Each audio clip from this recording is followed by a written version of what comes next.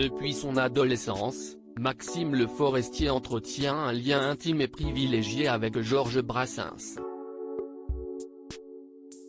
Cette relation si particulière, le chanteur de 72 ans a décidé de la raconter en toute transparence dans un livre, intitulé Brassens et moi, aux éditions Stock.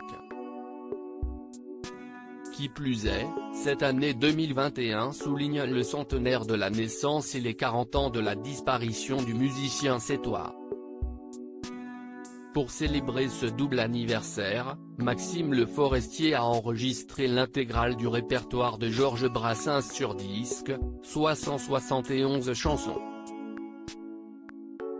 Les deux chanteurs se sont rencontrés en 1972, au théâtre Bobino à Paris. Maxime Le Forestier est revenu sur cette rencontre qu'il n'oubliera jamais, lors d'un entretien accordé à nos confrères de Télé 7 jours. Je passais en première partie de son spectacle, je lui avais proposé de nouvelles cordes de guitare américaines, s'est-il souvenu. Et de poursuivre, il m'a traité de petit con, mais c'était plutôt affectueux, tout son entourage y avait droit, excepté son manager, Gibraltar. La découverte de Georges Brassens pour Maxime Le Forestier. C'est à l'âge de 14 ans que Maxime Le Forestier a découvert Georges Brassens pour la toute première fois.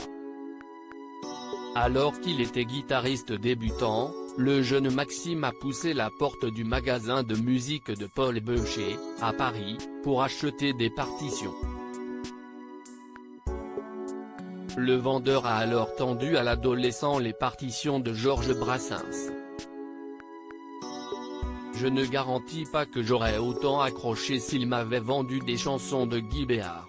Mais les siennes étaient si riches, si variées et si bien écrites, s'est remémoré le père de famille.